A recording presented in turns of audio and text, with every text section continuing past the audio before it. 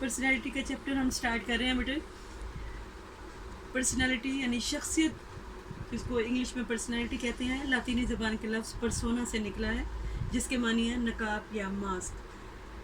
कदीम यूनानी दौर में स्टेज के फ़नकार ड्रामा करते वक्त अपने किरदार की पहचान और इनफरादियत के लिए ये नकाब या मुंह पर मास्क पहनते थे, क्योंकि उस ज़माने में मेकअप से काम नहीं लिया जाता था, बल्कि इस तरह मास्क पहनकर या नकाब लगाकर वो अपने किरदार और अपनी शख्सियत की इनफरादियत को वाज़े करते थे। बाद में यही लफ्ज़ परसोना शख्सियत के लिए इस्तेमाल होने लगा, यानी कदीम ज़माने से ही ये परसोना का लफ्ज़ जो है पर्सनैलिटी के लिए इस्तेमाल होने लगा, गोया शख्सियत हमारा नकाब है। और आज भी बहुत से लोग यही जो मफ़हूम है शख्सियत का, इसी को इस्तेमाल करते हैं। गोया ये शख्सियत हमारा नकाब इस तरह से है कि हम दूसरों को दिखाने के लिए ये नकाब या मास्क जो है वो पहन लेते हैं। इट मीन्स एक चीज़ हमारे सामने वाज़े हो गई कि शख्सियत के दो कंटेंट हैं, एक लेटेंट कंटेंट है जो कि मख्फी माफिया, और दूसरा है मैनिफेस्टो, जिसको हम ज़ाहरी माफिया कहते हैं। दर हकीकत परसोना शख्सियत के ज़ाहरी माफिया की वजाहत कर रहा है कि वो शख्सियत हमारी जो लोगों को नज़र आती है। इसीलिए कुछ लोग आज भी ज़ाहरी चाल ढाल और लिबास, कद काट, आँखों का रंग, बालों का रंग, इन तमाम चीज़ों को शख्सियत जानते हैं। जब भी तो हम किसी को देखते हैं तो आम आदमी के लिए ये मफ़हूम होता है कि आम आदमी जब किसी पर्सनैलिटी को देखता है तो वो कहता है कि इसकी पर्सनैलिटी, किसी शख्स को देख कर के इसकी शख्सियत बहुत अच्छी है, किसी की शख्सियत बिल्कुल भी अच्छी नहीं है। उस वक्त हम सिर्फ़ उसकी ज़ाहरी खदोखाल, उसकी ज़ाहरी लिबास और उसकी ज़ाहरी चाल ढाल को देख रहे होते हैं। शख्सियत के मानी इससे कहीं ज़्यादा वसीतर हैं। आम लोगों के नज़दीक ये मानी ज़रूर हो सकते हैं, लेकिन माहिरीन नफ्सियात के लिए ये मानी हरगिज़ नहीं हो सकते। माहिरीन नफ्सियात ज़ाहरी शक्ल सूरत, कद काट को भी अहमियत देते हैं, यानी ज़ाहरी खदोखाल को भी अहमियत देते हैं, लेकिन उसके साथ साथ शख्सियत के औसाफ को खसूसी तवज्जो का मरकज़ बनाते हैं। माहिरीन नफ्सियात के नज़दीक शख्सियत हमारे औसाफ का मजमूआ है। बकौल आलपोर्ट, शख्सियत जो है वो 17,953 औसाफ का मजमूआ है। और आलपोर्ट ने जो ये तारीफ़ बयान की, इसके बाद भी तहकीकात जारी रही और अब तो शख्सियत के और मज़ीद कई औसाफ बयान किए जा चुके हैं।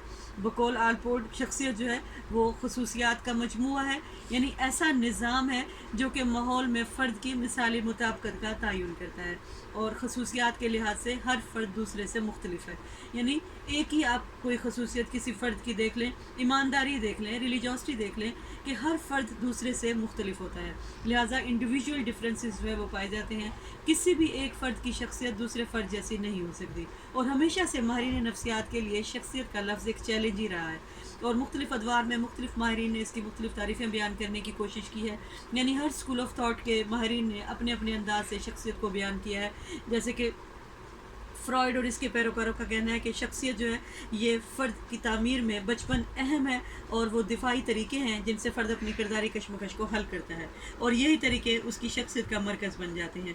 इस तरह औसाफ वसद नज़रियात वालों के नज़दीक हर फ़र्द की ज़हनी साख्त और औसाफ का मजमूआ ही शख्सियत कहलाता है। यानी मुख्तलिफ़ माहिरीन ने अपने अपने अंदाज से ये शख्सियत को बयान करने की कोशिश की है।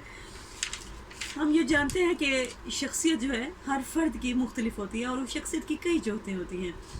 कोई भी फ़र्द, खा वो पढ़ा लिखा है या अनपढ़ है, वो अमीर है, गरीब है, मेल है, फ़ीमेल है, उसकी अपनी ही पर्सनैलिटी है, यानी हर फ़र्द की शख्सियत दूसरे से अलग थलग है। लिहाजा हम ये कह सकते हैं कि शख्सियत के कई रुख हैं। एक ही फ़र्द को कभी हम कहते हैं कि ये शख्स बहुत अच्छा है, और कभी कोई उसी फ़र्द को कोई दूसरा शख्स कह रहा होता है कि ये बिल्कुल भी अच्छा नहीं है, यानी बुरा शख्स है। शख्सियत का अच्छा या बुरा होना एक इजाफी इस्तिलाह है। हर फ़र्द, यानी एक फ़र्द हर वक्त अच्छा या बुरा नहीं हो सकता। एक ही वक्त में एक शख्स किसी के लिए अच्छा है, किसी के लिए बुरा है। कोई उसे अच्छे अल्फाज से याद कर रहा होता है, कोई उसे बुरे अल्फाज से याद कर रहा होता है। और कोई फ़र्द, कभी हम कहते हैं कि फ़लाँ की बड़ा शर्मीला है, फ़लाँ बड़ा बोल्ड है, यानी बेबाक है। कोई फ़र्द दूसरों से रिलेशनशिप रखने में और दूसरों से बातचीत करने में बहुत बोल्ड है, सबके साथ ताल्लुकात बहाल रखता है।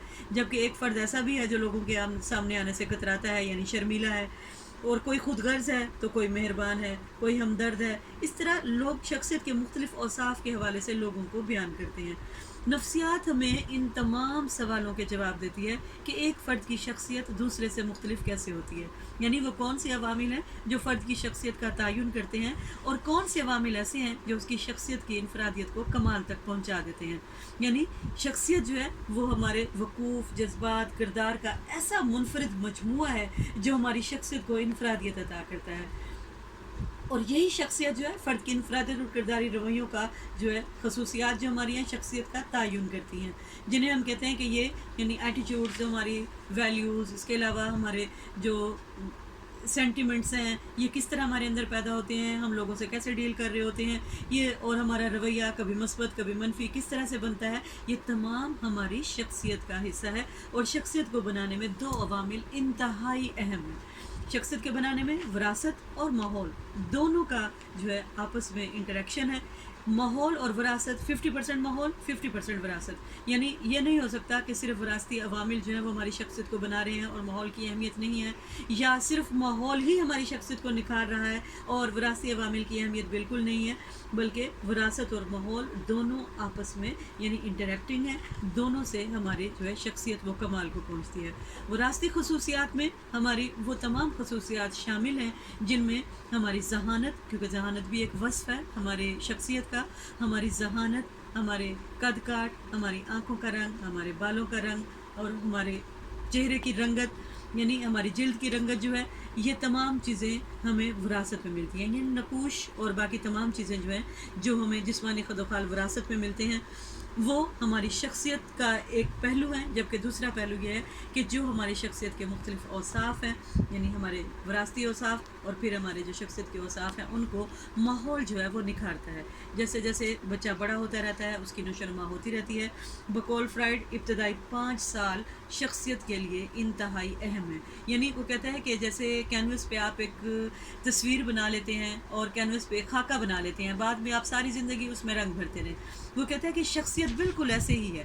ابتدائی 5 سالوں میں شخصیت کا ایک ڈھانچہ بن جاتا ہے اور باقی ساری زندگی فرد کے اس ڈھانچے یعنی شخصیت کے اس سٹرکچر میں صرف رنگ بھرے جاتے ہیں، یعنی اس کی شخصیت نکھرتی ہے، جبکہ ابتدائی 5 سالوں میں اس کا ڈھانچہ بن چکا ہوتا ہے۔